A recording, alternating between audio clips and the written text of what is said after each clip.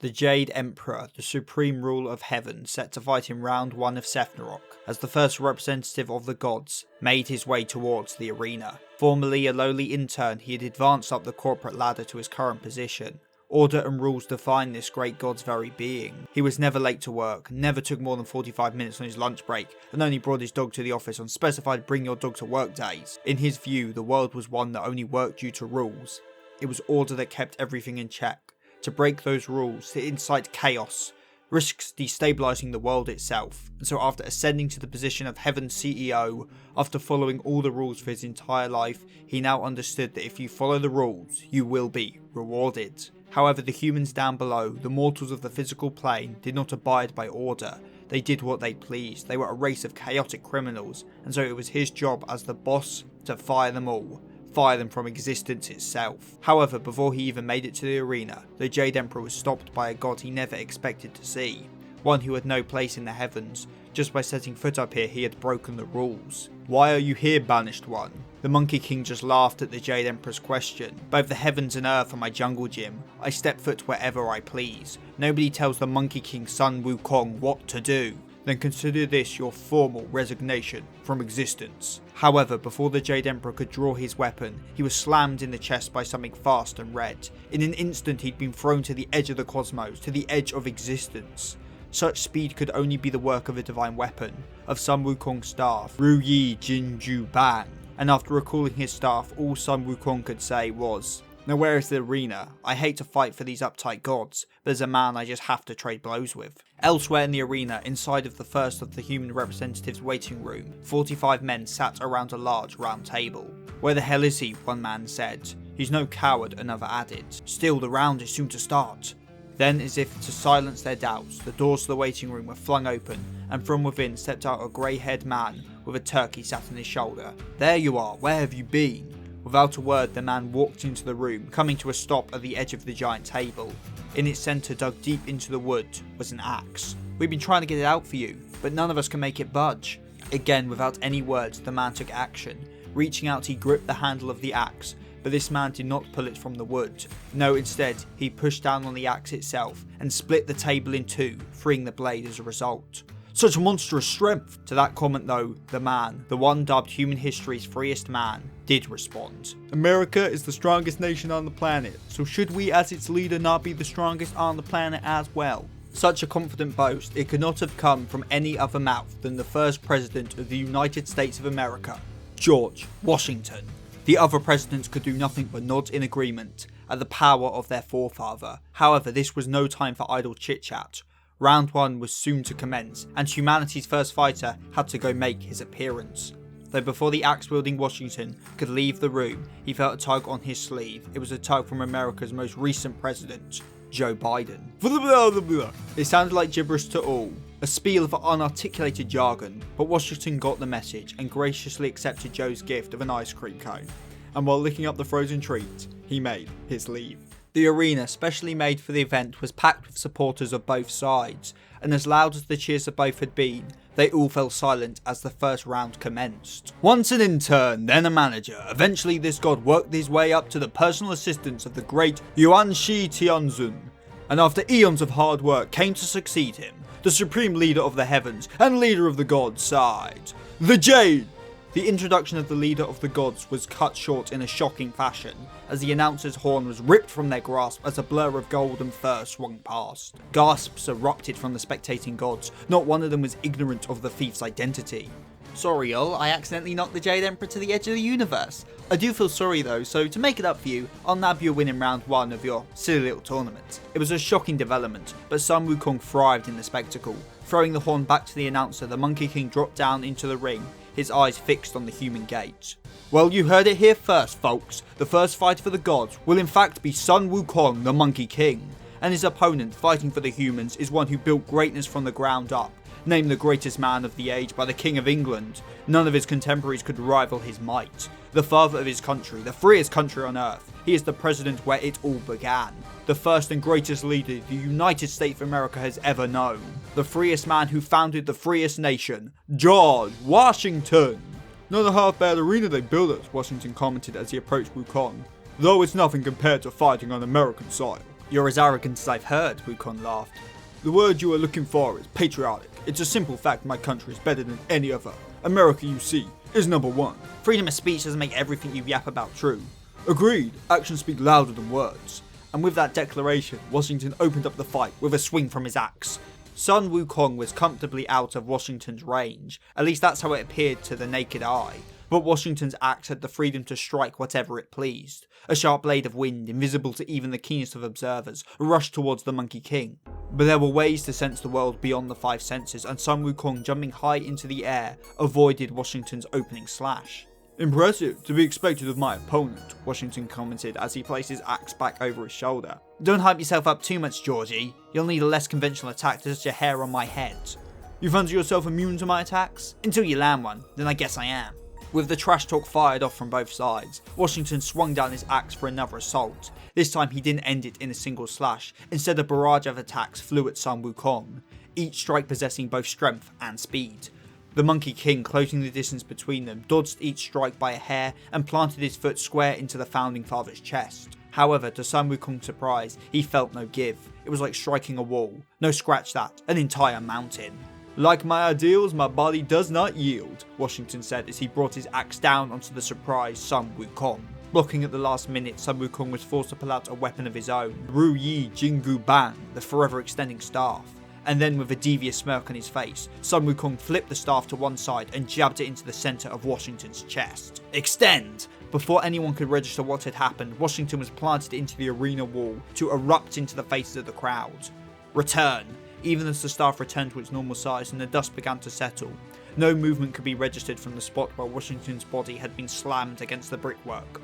Was it over already? That's the question that ran through the heads of the spectators, but with 5 words that doubt was blown away. First Amendment. Freedom of slash. If the Monkey King had only been relying on his eyes, the lightning fast attack would have tore his chest wide open. But to one who had studied alongside the Buddha himself, such an attack was easy to foresee. And catching the blade between his toes, Sun Wukong let out a named attack of his own. Form 1, Ox King Gust. Washington coughed up blood as he was slammed in the deep of his gut by a sharp and heavy gust of wind summoned by the swing of Sun Wukong's tail. That said, the attack did not go unreciprocated. Evolve Amendment. Search and slash. Sun Wukong, too close to parry or dodge, felt his flesh tear and his fur wet with blood. The cut across his chest was shallow, but it was one more wound than he planned on taking. "You got me, Georgie. Now let me show you what happens when a monkey goes ape. Extend!" Extending to beyond the radius of the arena, Washington had no chance of avoiding the staff as it swung into his side. However, even though the attack undoubtedly landed, Sun Wukong could tell that the resistance he felt through the staff was not normal. What constitution did Washington possess? "It's not bad, monkey," Washington said as he pushed back the staff with his forearm. "But I'm the father of the United States of America. Do you know what that means?" "That you were the cause of a lot of wars?" Sun Wukong replied. "It means I cannot yield, because America is the greatest nation on earth, and we can do whatever the hell we want. And right now, we want to beat your monkey ass." In the stands, many of America's greatest heroes nodded in agreement. "Damn straight," Elvis Presley, the king of rock, shouted. "America gave us rock and roll, and light bulbs, courtesy of yours truly," Edison added. "And don't forget America gave us the McRib," Willem Dafoe cheered. As the American people cheered and hollered from the stands at their founding fathers' words of pure, unadulterated patriotism, the 45 of them men to call themselves leaders of the free world, watched with nothing but respect. "He's making us look bad," Obama commented. "What do you expect?" Roosevelt replied. "He's the one we all try to imitate." "Speak for yourself," Bush scoffed. "I was even better than the original." "He's great, alright, but you all speak like he's some legend," John Adams sighed. "As someone who worked under him, let me tell you our George may be a great leader, but before that he is a great man. One who leads by example and cares for the freedom of his people more than any other. I mean, why do you think we formed the United States to begin with? It was old George's idea." Back in the 18th century, on the continent of North America, a war of revolution raged on. It was a revolution in the name of independence, a fight for independence from the British Crown by the settlers of this new land. And the man to lead this revolution was none other than George Washington, the future first president of the United States of America. His tactical mind and leadership skills were only bested by his inhuman strength that tore through the battlefield like a hot bayonet through butter. And so victory was had for the settlers, and although it can't all be said to be the result of one commander's actions, many would attest that without Washington, the crown would have had their way. So given all that, why when it was time to draw up a charter of independence did the hero of the day not make his appearance? When he didn't arrive on time, the other men who would come to be known as the Founding Fathers decided to wait. They waited 15 minutes, then an hour, then an entire day. Without Washington there, how could they hope to get started? After a week of waiting, one of the legendary founding fathers, John Adams, set off on horseback to the home of Washington. A cabin in the woods miles from human civilization. "Please, George, you led us to victory, so why now do you slink away into seclusion?" Adams questioned. "I fought to protect my land and my riches from the hands of the crown," Washington replied. "I achieved that goal. But George, that was just the first step. We need to grab hold of this newfound freedom and build a country that will survive." "How can we tell others what to do?" Washington said. "We'd be no worse than the crown if we set out more laws and more taxes. The people of this land should be free to do as they please without the control from a government above." "Always an idealist, George," John sighed. "But how can they be free if they never even get a chance to taste the freedom we have now grasped? You need to be fed to enjoy freedom. You need to be educated. You need to be protected. Come with me and help us form a country that will allow others to be free." And to that, George took up his axe and with a single slash, chopped down an entire forest. "Very well then, if the people need space to live, then I will create it." Next, he slashed a giant valley into the ground from which bubbled up the water of a subterranean aquifer. "If the people need water to drink, then I will provide it." Bringing his axe up, he thrust it down onto a herd of nearby buffalo, slicing the bovines into beef jerky. "If the people need food, then I will serve it. I'll create a country where anyone can be free, where no one wants for the basics of life, where all they need worry about is their freedom to do whatever they please." And so after making his decision, Washington followed John back to Philadelphia, and the rest was history. If my people need hope that humanity will win, then it's my job as their president to provide that hope. You might not know this being a king of filthy monkeys, but the leader should inspire their people, and show them why they should be proud to call you their leader. Swinging his axe back around behind him and bending his knees, Washington prepared to unleash his strongest attack yet. And Sun Wukong, sensing what was coming, moved to land a counter. "Flood Dragon King Wave!" Sun Wukong, exhaling a bullet of spit from between his lips, attempted to strike Washington's pressure points before he could unleash his attack, but the bullet of spit came too late. "Third Amendment! Quarry Slash!" A giant blast of air rammed into Sun Wukong, knocking him back, and moments later the attack itself reared its ugly head. Thinking fast, Sun Wukong blocked with his staff, but the slash was too strong, the force of the swing blasting straight through the staff. Making the most of the opportunity, Washington sprinted forward, hoping to end the Monkey King with a follow-up attack. "First Amendment, Rocking Spell!" Washington's vision suddenly changed. He thought he was about to land a finishing blow on Sun Wukong from above, but now all he could see was the arena wall rapidly approaching. Hypnosis, even if it just took effect for a second, was a nasty trick. As Washington ploughed into the side of the arena for a second time, a racket erupted from the crowds. "I see you all made it," Sun Wukong laughed as he noticed the racket. Having clambered up to the front of the stands, a troop of monkey armed with bongos and drums were now whipping up a mean beat. "They may just be monkeys to you, Georgie, but I consider all creatures under the heavens as precious pals. Each and every one of them is living out their life the way they see fit. Struggle to find shelter, struggle to find water, struggle to find food. No matter what their struggles are, they are just that, they're struggles." "A good leader doesn't let their people struggle," Washington stated as he rubbed the debris from his shoulders. "I prefer to let them choose that for themselves," Sun Wukong laughed as he slammed his foot as hard down into the arena floor as possible. "Lion Camel King, Mountain Mover!" The floor of the arena exploded upwards in a shower of stone and dust. Washington, having jumped up to avoid the impact of the Monkey King's stomp, was now at the mercy of gravity. Until he fell back to ground, he would have no way of dodging the next. "Extend!" Washington spat out a stream of saliva as the Ru Yi Jingju Bang struck him hard in the chest. "You hit hard, but you can't block for shit," Sun Wukong laughed as he ran up the staff and planted his left foot square into Washington's face.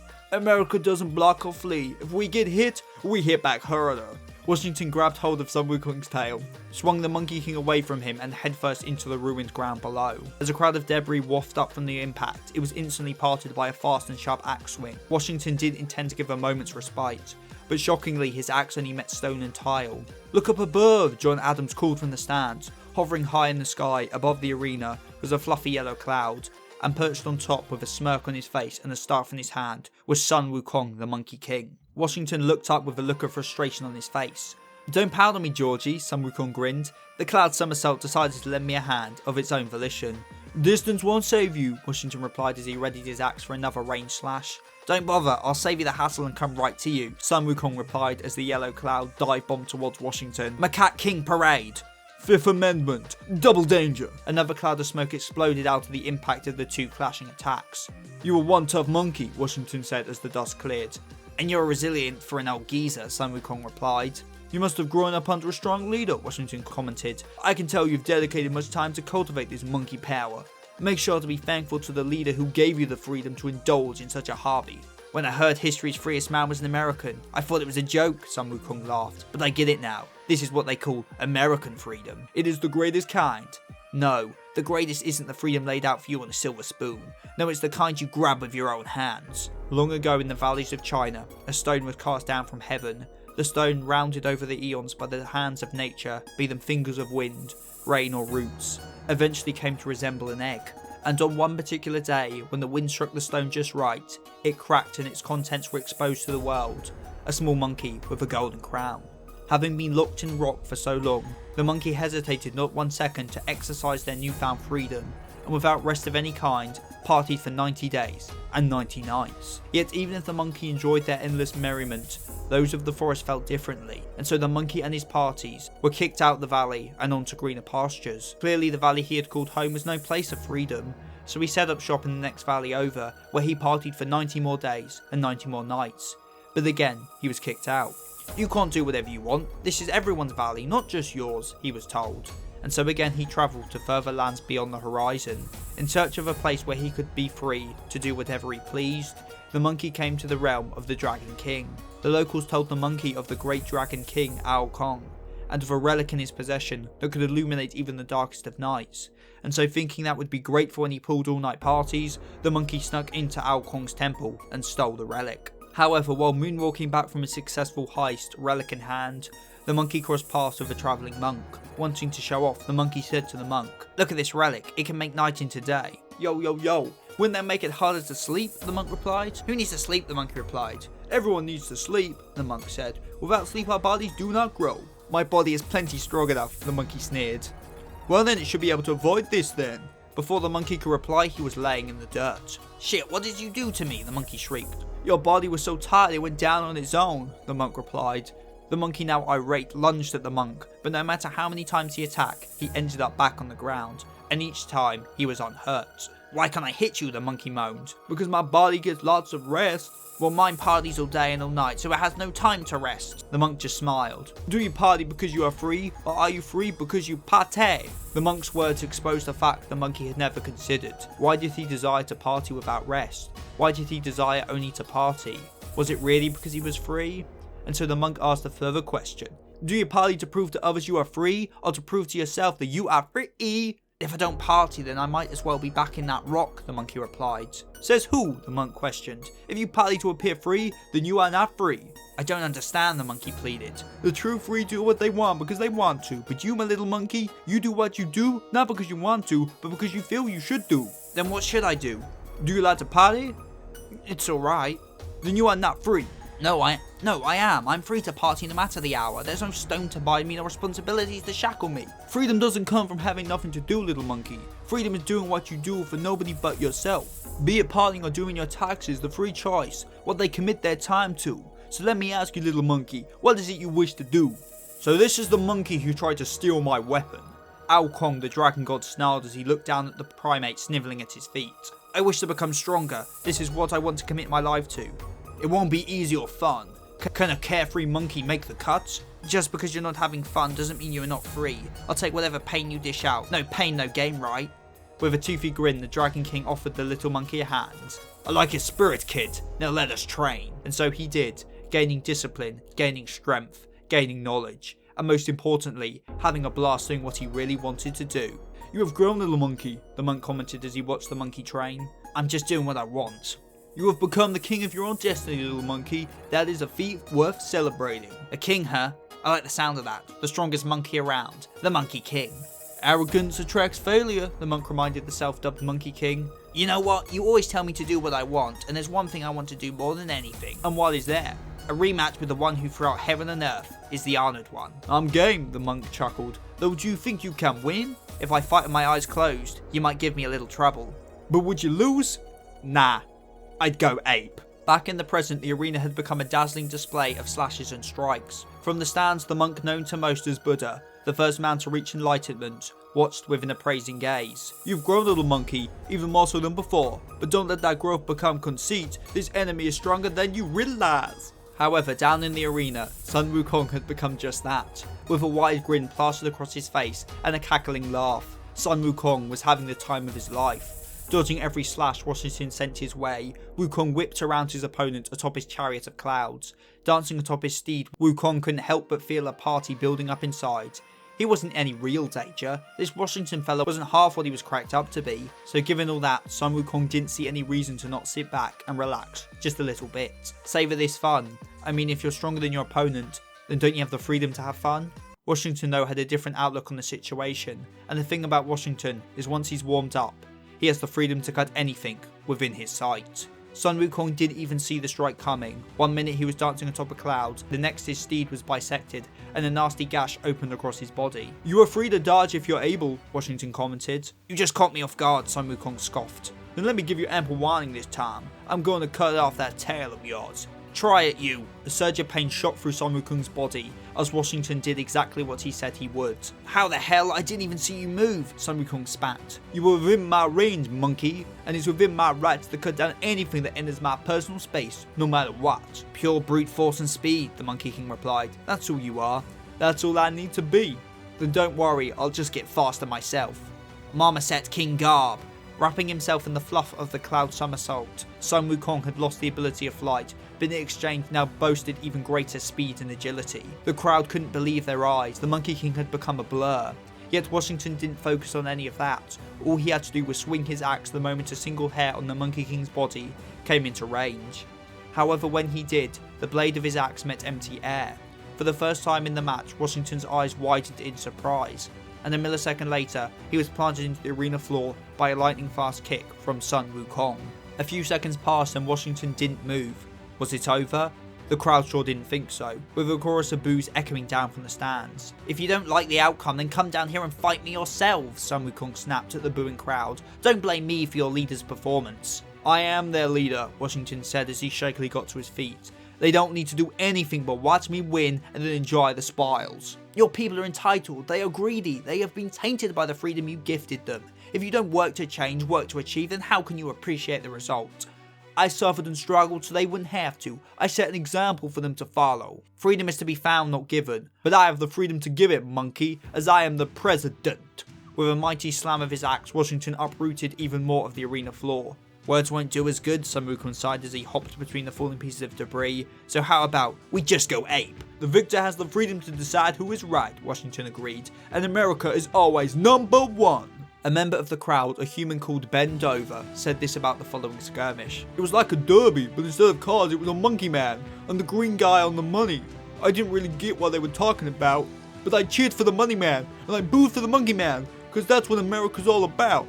Washington's swings got even faster, and with that came more power, but he was still at a disadvantage. Sun Wukong was wicked fast, and with that pole of his, he could attack from beyond his range. It seemed hopeless. Washington, pushed against the wall, was on the verge of collapse. However, before he could drop down to one knee, he heard it, coming from the stands. "Oh say, can you see, by the dawn's early..." It was the Star-Spangled Banner. It was America in lyrical form. "Damn it, I almost gave in," Washington snarled. "But America doesn't bend, it wins. Second Amendment, lock and load." From the stands above came a hellfire of lead. Every American true to their Second Amendment right, let loose with their firearms. Washington, using his axe as a prop to keep his body from collapsing, watched the wall of lead before his eyes. It was America in a nutshell. However, American as it may be, that didn't mean it was effective. You wanted to protect your people and allow them to be free, but in the end it's them protecting you, Sun Wukong said over the sound of the gunfire. "Then I failed, it would seem," Washington lamented.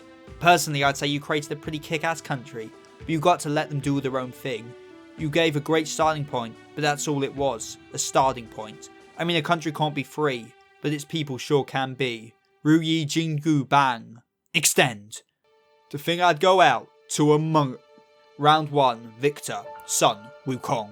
It was a shaky first round for both sides. The humans obviously had it the worst, having lost and all, but even the gods are conflicted. To have Sun Wukong of all people earn them their first win felt shallow. To most of them he was an outcast, and so in the next round they would show the true superiority of the gods. After a short recess, it was time for the second round to begin. Entering from the god's side came Hyberius, goddess of pride. Adorned in clothes made up of threads spun from literal gold, with heel so high she looked down on all others. Narcissism was her name, and smiting humans was her trade. Ho ho ho ho ho. Bow down, pesky humans, a god is in town, Hyberius laughed. With this win I will show you why us gods are great, overwhelming, and downright beautiful.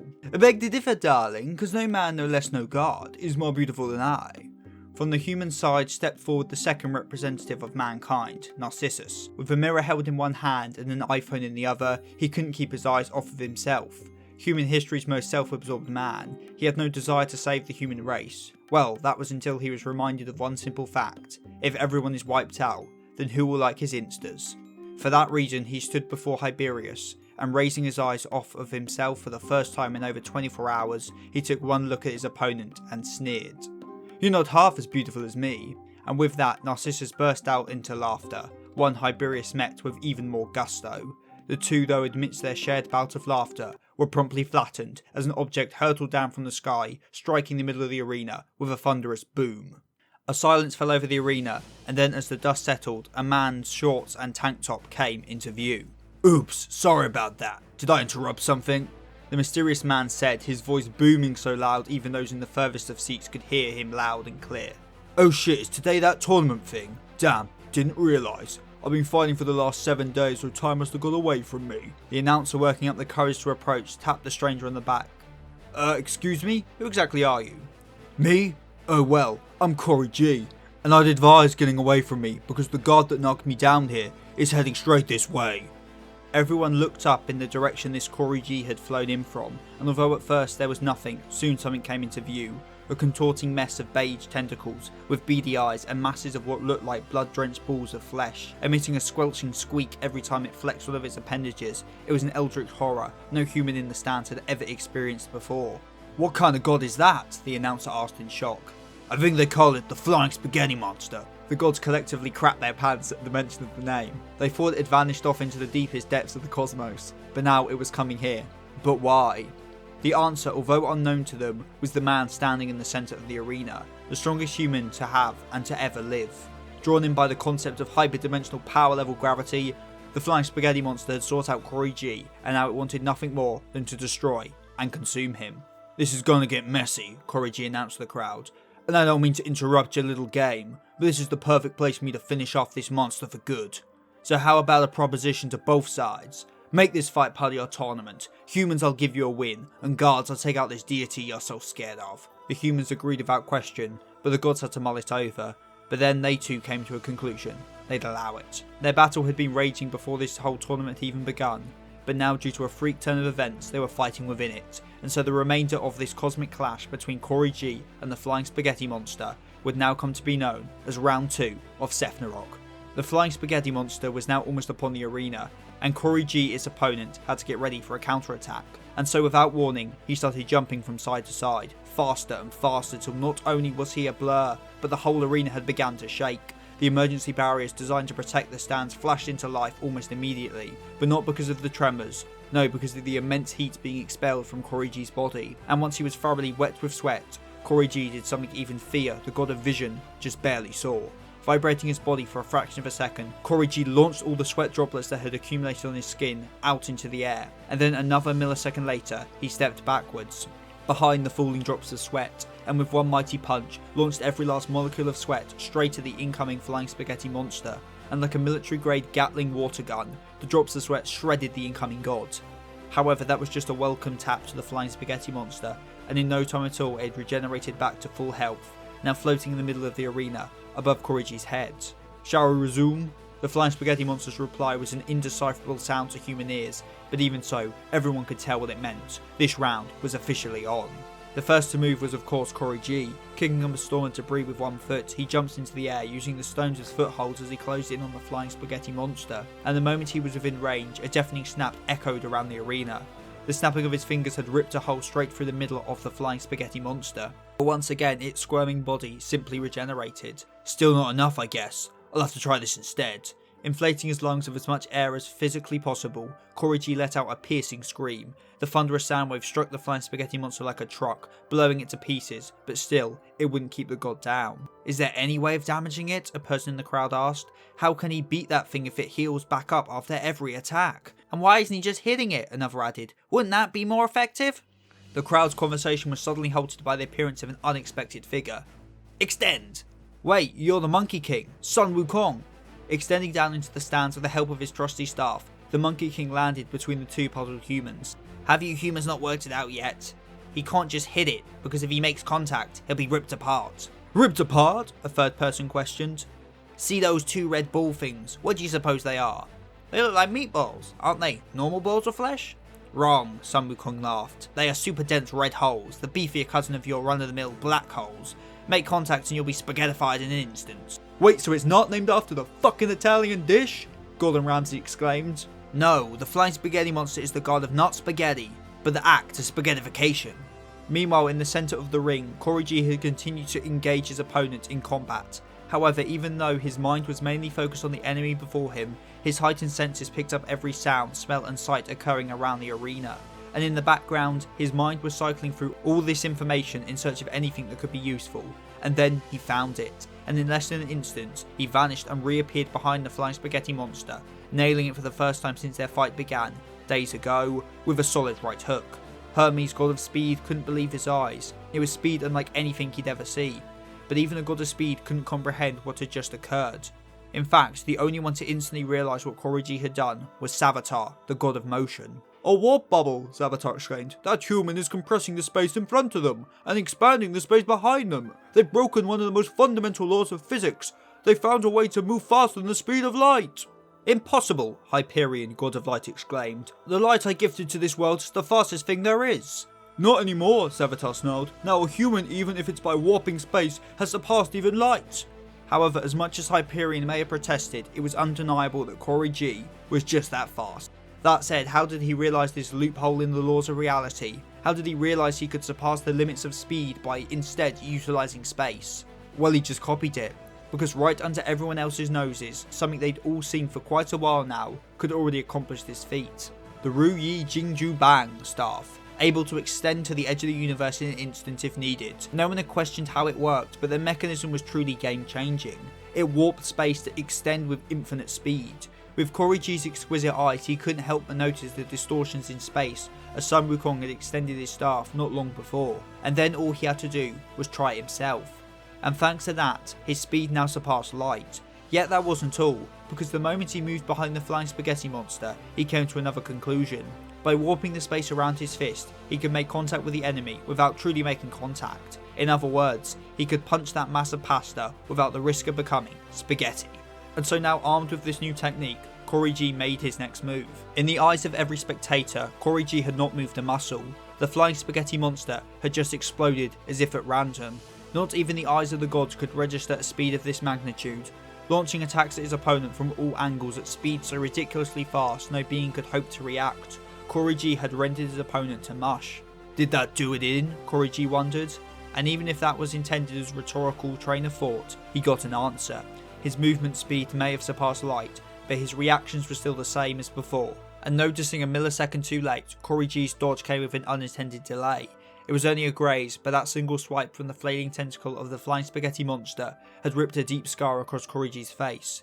It may not be as fast as that human, but the flying spaghetti monster is a beast in its own right, Hermes observed. Even I would have failed to dodge that. Damn, I grew too confident in this new technique, Cory G sighed, but I won't make that mistake again. And with what looked like a simple flex of his facial muscles, Cory G sealed shut the wound, the gash healing over in seconds. There was mumbling among the crowd. No human should possess such regeneration. It was not in their design. Did they possibly share the blood of a god? Some demigod bastard? Those were the explanations the gods threw around, but one silenced the others and loudly declared that he knew the answer. Any craftsman could identify their own work. That man is the Limitless, declared He, the god of infinity. Limitless? But I thought that experiment was a failure, the other gods mumbled. It was a failure, He said. Also I thought. But look, it's undeniable that man in the ring is the one and only human without a limiter. It was the year 69 CE. At least on the human calendar, that's what it would have been. And up in the heavens, inside of the god of infinity, He's laboratory, a horrific experiment was underway. Damn it! I'm gonna need more human infants, He moaned as he slammed his fist down on the desk. "Sir, our stock is now 0, one of his attendants informed him. "It will take time to procure more humans from the mortal realm." "We have all the time in the world, I guess," he sighed in defeat. "But I want those children now!" He snapped with a complete 180 in attitude. "But sir, isn't Subject 420 still alive?" "Look at it! That thing is hardly breathing. Its heart so weak, every beat barely gives the heart enough blood to keep going. It's as good as dead. Then should I cast it back down to Earth for all I care?" And so that is what happened to the barely alive Subject 420 of the Limitless experiment. Discarded by the god who had abducted him to begin with, the boy fell to Earth, landing on the hot sands of the Sahara Desert. Under the scorching sun, the child's skin burnt and peeled. With no food or water, their body became frailer and frailer, until after 2 days it started to do the opposite. With each beat, the child's heart became stronger. The meagre exercise of a single heartbeat to any normal person would be a non-factor, but to this child, the results stacked. And it wasn't just his heart. Every time he breathed in, his lungs grew stronger. Every time he blinked, his eyelids grew stronger. Every time he moved, his muscles, they would grow stronger. In short, with enough repeats, even the most minimal of movements counted as exercise, and with every ounce of exercise, the gains would pile on. Before that baby died at first, they had gained the strength to not just walk, but run. Their skin grew stronger with each ray of sun that burnt it, becoming immune to heat and UV. And so within 2 days of landing in the desert sands, the infant child had found food and water. The boy's mind, much like his body, grew at an accelerated rate. Within a few months he had grasped the basics of language and mathematics, and in the following decades, no centuries, he became so strong and so wise he was worshipped as a god. However, one night during a festival, the boy made a throwaway comment. Deep in a drunken stupor, he uttered his annoyance at the kingdom over the valley, and that was all it took. God's word was law. So when he awoke in the morning, his ears were met by the sound of faraway screams. Turning to face the valley, he saw it. The carnage, the damage, the death. The kingdom over the valley had been burnt to the ground, and it was all because he gave the word. Going forward, the boy, now very much a man, became much more careful with his words. But still, words were misinterpreted, and 7 more kingdoms fell before the man went into exile. He'd surpassed humankind, it wasn't safe to be around them anymore. Yet the man was kind, and didn't wish to see the people he once shared parties and drinks with harmed. So whenever a meteorite fell from the sky, or a flood ripped across the lands, he'd step in and subvert catastrophe. Be it Satan's armies marching up from hell, aliens invading from the cosmos, or atomic kaiju rising out of the sea, the man defended humanity in secret, wiping out all the world-ending threats with a snap of his fingers. But eventually even defending Earth was becoming hazardous. Where before flicking away an alien armada just created a loud bang and the odd storm, now the same attack risked destroying the atmosphere.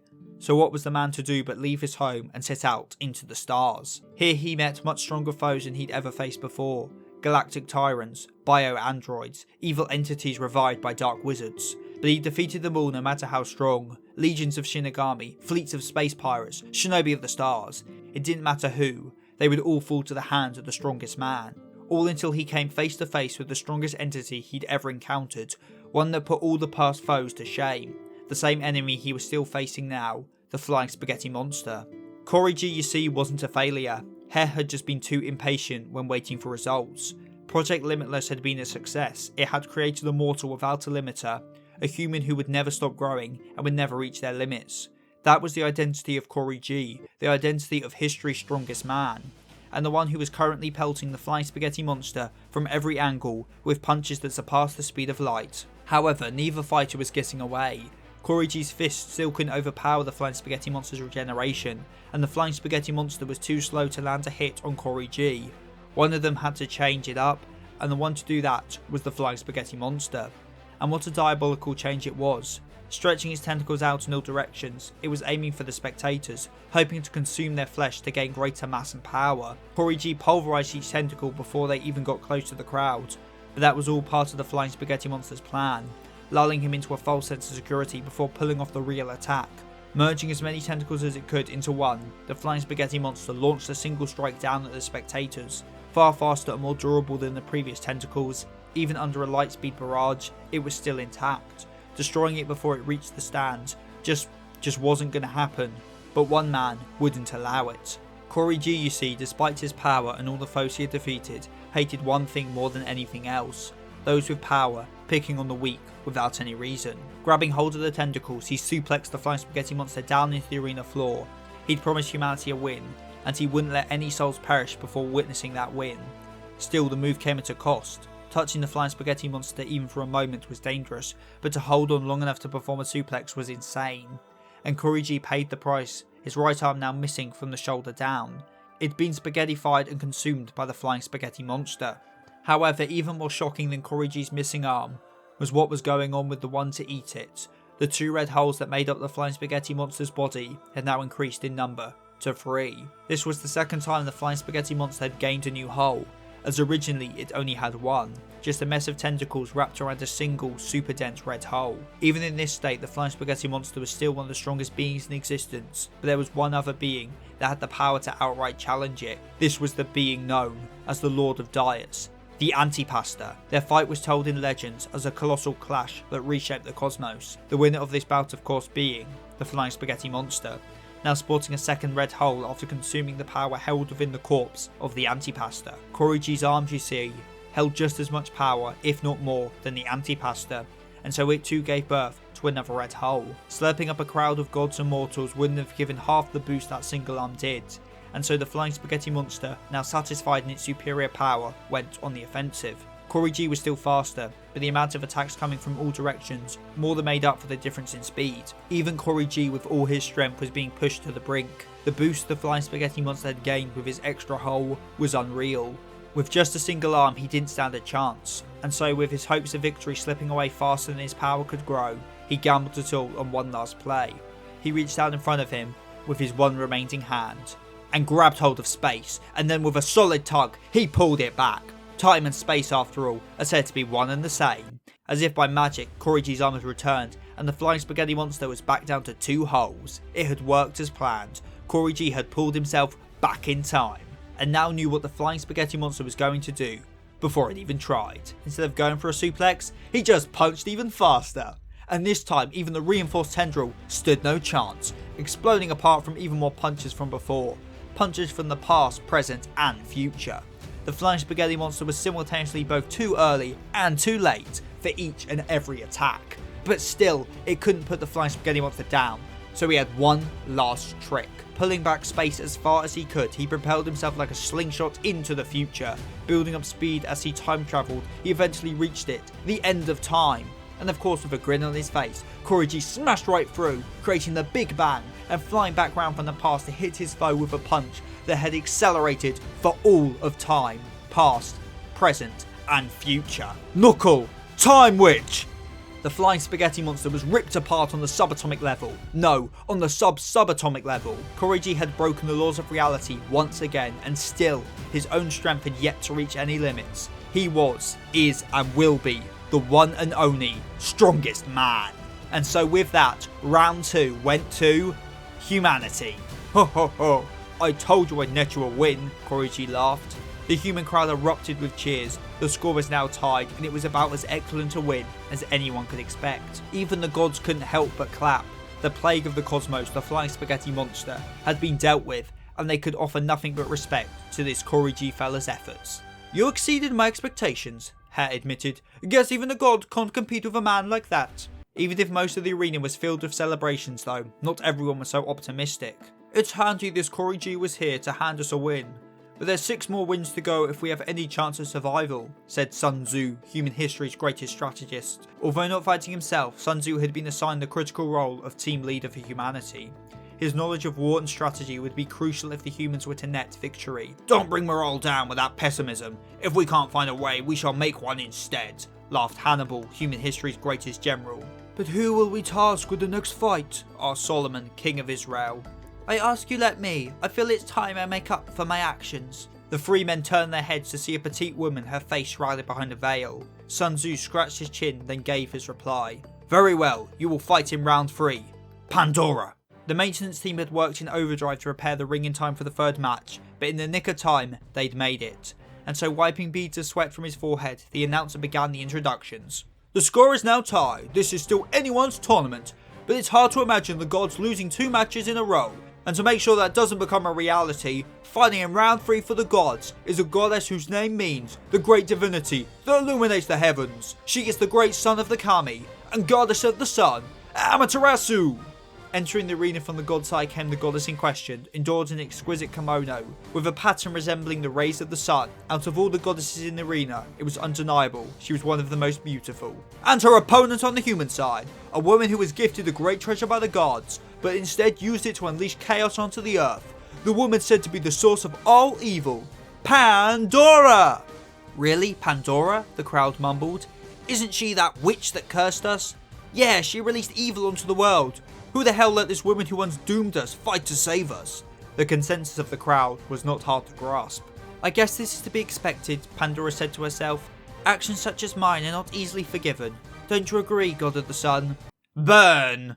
With the utterance of one word from Amaterasu's lips, the human side of the arena burst into flames, flames that burnt so hot their tips turned blue. Turning on her heel, Amaterasu walked back the way she came, under the impression the match was already over.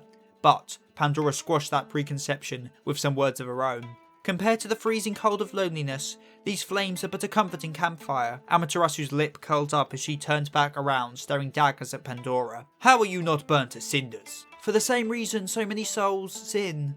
Due to the evils of this world. Clutched between Pandora's hands was a jar. That jar, Amaterasu snarled. I knew a mortal that opened it long ago, but to think it was still kicking around. The jar of evils. Opening this jar will forever be my biggest and only regret, Pandora replied. But if it can be used to not doom humanity but save it, then I will open this jar as many times as needed.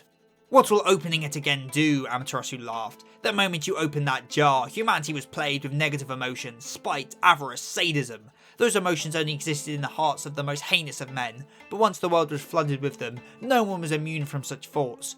Murderous intent went from 1 in a million to something inherent to every last mortal. What you did cannot be undone, little lady, no matter how many times you open it again. You are right that it cannot be undone, Pandora agreed. But back then I was a novice, and turned the great power I was gifted into a cataclysm that affected all humankind. But now I can use it to fight you gods, who made this cursed jar in the first place. Fight of it? You truly are mad, Amaterasu cackled. And how so will you use a jar of swirling hate and greed? Like this, Pandora replied as she opened the jar and placed one hand above the open hole. An ominous atmosphere fell over the arena. Sorry everyone if I shout and scream, but no, I do all this for your best interest! Amaterasu spat out blood as a fist dug into her chest. Veins popping, eyes bloodshot, Pandora looked like a completely different person. But of course she wasn't, even overcome by anger and rage, a person is still themselves.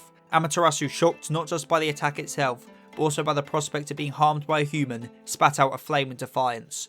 Burn, burn, burn! The arena was once again set ablaze. But Pandora once again remained unharmed. How? These flames are as hot as the sun! Amaterasu snapped. Before I opened this jar, being alone didn't feel bad or unnatural, it was just a part of life. But I released loneliness onto the lands, and now because of me, those who are alone feel cold and empty. You can't mean. And that loneliness is cold enough to snuff out your flames. So that's what you're doing, Amaterasu spat, her whole body now ablaze in anger. You are weaponizing the negative feelings in that jar. You disrespectful mortal, that jar was meant as a punishment. How dare you turn it into a weapon? Sorry, God of the Sun, but it's time we punished you gods for what you've done to us instead. Amaterasu was about to fire back another heated reply, but before she could, she felt something wet touching her foot. Looking down, she was shocked to see the arena was now ankle deep in water. No, not just any old water, but tears. Tears can wash away even the fire of the sun. Amaterasu, her flames washed away, clicked her tongue in annoyance. Alright, I'm done playing fair with a human. Time to repent for stepping into my line of sight. The goddess of the sun held out her palms in front of her, and then in a burst of flames, a mirror flashed into existence atop them. Mirror? Pandora questioned. Made by the skilled hands of a god, Amaterasu replied. Far finer than any mirror you've ever seen. Well, no matter. The mirror, it will still... Smash! Channeling anger and rage from the jar, Pandora lunged at the mirror, intent on smashing it to pieces. However, the one to be struck was not Amaterasu and her mirror, but Pandora herself. With blood spilling from her nostrils, Pandora took a step back. What the hell? It's as if that punch hit me instead. As if it was... reflected, Amaterasu cackled. Yes, unlike your lowly human crafts, this mirror reflects not just light. Even your attacks were reflected off the surface of my mirror. Pandora, wiping the blood from her nose, took a step back. This could be a little more difficult than she bargained for. Seemingly pleased with herself, Amaterasu made Pandora a proposition. Bow down and beg for forgiveness, and I will spare your life. If not, then go ahead and get beaten to death by your own actions. Quite poetic for someone like you, don't you think? You gods act all high and mighty, but you're even worse than us. Care to repeat that? Amaterasu snarled. That jar plagued us humans with negative thoughts, but no such jar is to blame for the malice of you gods. Malice? Amaterasu laughed. This is not malice. This is simply the result of your lowly mortals' actions. You destroyed the planet with your excessive greed, mass extinction, pollution, global warming. Are they all not your doing? Your annihilation by the gods is simply the repercussion of your actions. Everything we gods do to you humans is justified and correct. That's what it means for us to be gods and you to be humans. No jar was required to give the god their cruelty, Pandora stated. And no cruelty as you call it was ever exercised without a mortal first putting a foot out of line. Words won't do us any good, so let's get back to the fighting and see who truly needs to be punished for their actions. With her body ablaze and the mirror in her hand shining, Amaterasu grinned back in agreement. Pandora knew another head-on assault wouldn't work, so switched tactics. Instead of a physical assault, she'd try a mental one. Channeling the emotions of paranoia and fear, she unleashed a mist into the arena, a mist that would render the minds of even Amaterasu a jumbled mess. Did you not hear me? Amaterasu sighed. I already told you all attacks would be reflected. Pandora suddenly felt something touch her shoulder, and then a cold breath down her neck. Even mental attacks could be reflected. Falling on her ass in confusion, Pandora felt a splash of cold water and came to her senses. It was a good thing she had flooded the arena with tears earlier, or who knows how long she would have been trapped in that trance. But that's when Pandora realised something. The tears were still here, and that gave her an idea. Channeling the emotions of anger and rage once more, Pandora charged forward. Not very smart, are we? Amaterasu said. I already told you that wouldn't. Pandora, now a handful of feet in front of Amaterasu, slammed her fist into the ground below their feet. Water splashed up, but more importantly, the arena floor cracked and exploded. Debris flew in all directions, even towards Amaterasu. That was the weakness of the mirror. As long as the attacks weren't directed at its user, it wouldn't reflect anything. Amaterasu, summoning flames around her arm, went to counterattack, but before she managed it, a stray piece of floor smashed right into her face with a painful crack. As blood dripped from Amaterasu's nose, she just for a moment thought back to the first time a human had angered her, and so her anger grew to even higher heights than before. Because back in the lands of ancient Japan, on a warm summer's day, Amaterasu, goddess of the sun, had ventured down from the heavens for a leisurely stroll. Admiring how nice everything looked under the rays of the sun, she couldn't help but pat herself on the back. How much nicer the world looks thanks to the sunshine she bestowed upon it. However, her mood was soon to sour, as she was approached by two humans. "Oh beautiful goddess, might you bless us with just a fraction of your power?" one of the men said. "Our father is sick. Anything you can spare would be worth any price." Amaterasu, amused by the two men, humoured their request, and so gestured to a nearby pig, a common swine. "There, I have blessed this beast with godly powers. It shall outlive you and boast greater health than you all, so treat it with such respect." And after blessing the swine, she went on her way. A year later, while again strolling under the sun, Amaterasu encountered the two men once again. "Oh beautiful goddess, we must thank you for your blessing." "As you should," Amaterasu replied. "Now where is the animal I blessed? Did I not tell you to revere it?" "Well, about that. Sorry for our insolence, but we butchered and ate the sacred beast." "You what?" Amaterasu cried. "Our father was on the verge of death, and the pig boasted such mighty health. We felt its flesh could be used to save our father, and it did. Thank you, goddess. You saved our father." "You ate it?" Amaterasu wailed. "I gift you humans a gift and you defile it." "We are sorry, goddess, but otherwise our father would have—" "You tricksters! You heretical mortals! How dare you abuse my gifts as such!" Mortified at the men's swindle, Amaterasu fled to the nearest cave and sealed herself inside. And well, when the goddess of the sun goes into hiding, the sun itself soon follows. The sun's rays disappeared from the sky, ushering in a harsh winter of pure darkness. Crops died, the rivers froze. To survive in this sudden winter without preparation was near impossible. If the cold didn't get ya, the famine would. Many people, both mortal and god, pleaded for her to leave the cave and bring back the sun's rays, but every attempt failed. Amaterasu felt her actions just, a reasonable response to what that pair of humans did. This was just the repercussions of their actions, and so days turned into weeks, and the world grew colder still. Amaterasu though was stubborn, and had no plans to leave the cave, all until she heard two familiar voices. "We are sorry, please bring back the sun. Our parents have died from this wicked winter. Things are back to how they were before we asked such a cruel request of you." Hearing the begging of the two who had tricked her, filled Amaterasu with a sick joy, and so with a malicious grin on her face, she exited the cave and said to the two men grovelling at her feet, That was simply the result of your own actions. Take this as a lesson, humans. Your sins will always go punished. And after that, a precedent was set. Anytime humanity did anything Amaterasu felt worthy of punishment, she unleashed one. She increased the Earth's temperature, leading to catastrophic climate change. She flung freak ice ages on the unprepared mortals. In her own view, this was the least the humans deserved. And currently in the arena, she felt like spiting humanity once more. "You dare make my beautiful face bleed. How will I look in a mirror now?" Amaterasu snapped. "What counts is what's on the inside, not the out," Pandora replied. "Is it really? Because last time I checked, you humans were filled to the brim with ugly emotions. In fact, you've been filled to bursting with them. Whether I like it or not, those are now part of humanity, and given we are mortals challenging you gods, who are divine from birth, I think it's only fair we use every last trick we can." "At least you're admitting to your inferiority," Amaterasu laughed. "I know all too well how different you and I are. Why do you think I ended up with this jar in the first place?" "It was punishment, our way of paying you back for your misdeeds," Amaterasu said. "No, you were wrong. It wasn't a punishment or a curse. No, it was a gift. Long ago, when humans were still new to the world, and the first civilizations were still in their infancy, a fair maiden sat under a tree and watched the birds. Why can they fly and I can't?" she wondered. "Because the gods made it so." That was the answer all the adults would reply, but she didn't like that answer, because if the gods could make the birds fly, then why not make her fly? What did she do to the gods that deserved to be forever rooted to the ground? Every day Pandora would pray at a temple to the gods. She asked to fly like the birds, she asked to swim like the fish, she asked to burrow like the moles, she asked to run like the dogs. She asked and asked, but never did the gods grant her requests. Pandora knew they could if they wanted to. She'd seen the marvels of the world, the work of the gods. Now this time in history, humanity was happy and peaceful. Only in rare cases was anything close to anger or sadness felt. But even so, the maiden felt something. Envy. Envy of the birds, of the fish, of the moles, and the dogs. And more importantly, of the gods who dictated everything around her. So one day she made a different prayer.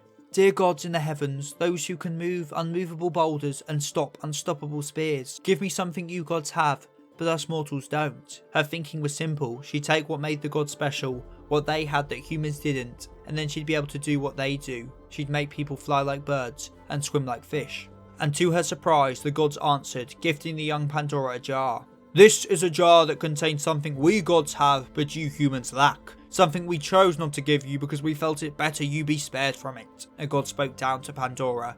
"However, why should we decide that for you? So I gift you a present, Pandora.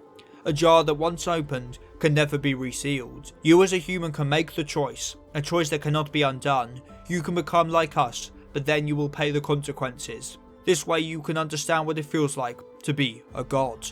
Pandora, young and foolish, didn't understand what the god's words really meant. She figured, how bad could it be? If the god said it, surely it couldn't be that bad. No, surely it is good.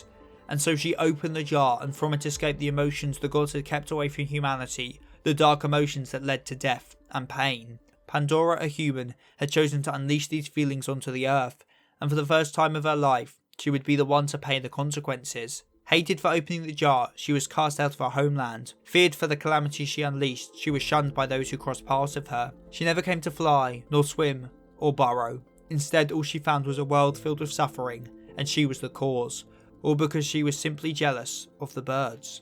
However, now in the third round of the tournament to decide the survival of humanity, that same emotion would be her greatest strength. Channeling the power of envy, Pandora held out her palms, and in a burst of green fire, a mirror identical to Amaterasu's own appeared in her grip. "Impossible!" Amaterasu gasped. "It must be a cheap human imitation. It's got nothing on my mirror crafted by the hands of the gods." "Shall we put that to the test?" Pandora said as she advanced on Amaterasu, her mirror held out in front. The sun goddess did the same. As the two mirrors approached, they began to resonate with one another. The question was which one's reflection would give out first, and which would shatter first. And the answer was both. The two mirrors shattered at once, having reflected the reflection of the other, and so cancelled one another out. "Whoa, did that witch actually shatter Amaterasu's mirror?" someone in the crowd said in surprise. "Maybe she is strong," another added. "Still, even if she wins, I don't plan on giving her any apologies, let alone praise." Pandora, well aware of the crowd's opinions, could do nothing but focus on the match at hand. "Now that pesky mirror's gone, let me give you gods a proper thanks for answering my prayers." Pandora, gripping hold of the jar as tightly as she could, channeled as much negative emotion as she could. Anger, fear, envy, disgust, hate, revenge. Every last bad feeling humankind had ever felt flowed into Pandora's body, and from it was born a brand new emotion, no one, human or god, had ever felt. Amaterasu could sense the danger and so went straight to her final form. Her body was engulfed in what looked like a suit of samurai armour made from literal flames. The heat given off was so intense it evaporated all the water in the arena in an instant. How about we settle this, god? Who really is superior, mortal or god? Your envy knows no bounds, Amaterasu snarled. Yeah, I guess it doesn't, but that's just the selfish kind of human I am. At least you've admitted it, Amaterasu laughed. You humans have always been and always will be foul creatures. Pandora's speed was nothing like Amaterasu had ever seen, and before she knew what hit her, she was spitting up more blood. However, her godly nature wasn't all just good looks, and she flung a ball of fire into Pandora's face. Reeling back from the roaring flames, Pandora unleashed a thick moody fog that shackled Amaterasu like chains. Bearing the heat of the flames, Pandora let rip a volley of strikes like a human Gatling gun. In an attempt to stave off the assault, Amaterasu increased the heat of her flames even more, to the point even she, a goddess of the sun, was feeling the effects. But still, with her sense of pain muffled by the concoction of emotion swirling around in her body, Pandora kept on going, strike after strike, burn after burn. But then when Amaterasu was close to her limits and about to fall, Pandora's assault stopped. A flood of hot blood and bile erupted from Pandora's mouth, pouring down like a viscous crimson treacle. Amaterasu took a few seconds to realise the attack was over, but it didn't matter how long she took, because Pandora was not in any kind of fighting state. The repercussions of that latest move of hers were grey, and her body was now paying the price. Serves you right, Amaterasu weakly laughed. Guess my godly body won over your mortal one. Pandora, her body convulsing and blood leaking from every orifice like some gory oil leak, couldn't hear nor understand Amaterasu's words. But as the sun goddess approached her, intent on finishing the round, something inside of her screamed out, and raising her arms back up, she took a fighting stance. Resisting to the end, Amaterasu smirked. Well, let me show you a god at their best. Burning even brighter, so hot the flames were eating away at her own flesh, Amaterasu lunged at Pandora, and Pandora lunged back. An exchange of blows destructive not just to their targets, but their users as well. However, it was clear who packed more of a punch, Pandora, and clear whose body was going to hold out longer, Amaterasu. But the ending of the match was not clear to anyone at all. Both fighters could barely stand, let alone throw any more strikes, and so the first to give out was Pandora. Stumbling forward, the negative emotions she shrouded herself in dispersed into the air like smoke in the wind. She fell forwards towards her flaming enemy, but still she was not done. And wrapping her arms around Amaterasu, with not a single malicious feeling left in her body, she hugged the goddess in front of her. Sorry, I couldn't end the fight like that. Even though I plagued humanity with screams and tears, it was you gods who first gave us smiles and laughs. I truly do envy you gods. But thank you, Amaterasu, for letting me show both myself and the people I cursed that we can beat the gods. Amaterasu, her body falling apart, could only scowl in the end. Don't thank me, you damn human. This was all the result of your own damn actions. And with that, Amaterasu's body burnt away into ash. The victor of round 3 is Pandora. Up in the god's booth, Athena grinded her teeth in annoyance. You got too cocky, Amaterasu. You should have kept it a ranged fight and evaded the human as they destroyed themselves. But that human did end the fight with a kawaii embrace. As a god of love, I approve, 1000%. Athena turned to see another goddess approaching her from behind. Ishtar, what a surprise. Well, I got totes bored of watching, so what, can I fight already? I'm just as much a war god as a love god, you know. Not so fast. A third voice hissed from the shadows. Go back to your seat, Ishtar. I have assisted to avenge. Whoa, Suki! Don't sneak around like that, Ishtar replied. It's so creepy-like. I look as creepy as I need to be. Just let me go. Avenge my sister. So you wish to fight in round 4 too? Athena confirmed. No, I will fight in it. Athena rubbed her chin before coming to a decision. As leader of the gods team, I'll make it so. Our 4th representative shall be Tsukiyomi. On the opposite side of the arena, Hannibal and Solomon gasped as the message was relayed that Tsukiyomi would be the god's representative in round 4. Another god of Japan? Hannibal said with a look of shock. They probably are seeking revenge. Emotions will only lead to mistakes, Sun Tzu stated. It's best to leave those gods to make mistakes. So while they send out a fighter driven by emotion, we will instead send out someone who is moved by nothing but victory itself. What do you say, champ? Fancy hopping in this ring? Those gods fancy themselves the greatest, right? Well, someone's gonna have to correct them. Cause I am the greatest. I said that even before I knew I was. Round 4 was set. Tsukiyomi no Mikoto, god of the moon, versus Muhammad Ali, the greatest. Such a confident boast, it could not have been... Such a confident boast, it could... Round 1 was soon to commence, and No! Please. And don't forget America gave us the McRib. Hip hop, by the dawn's early. It was the stars. Oops, sorry. Oops, sorry about that. Oops, sorry about that. Did I interrupt something? Oh, God.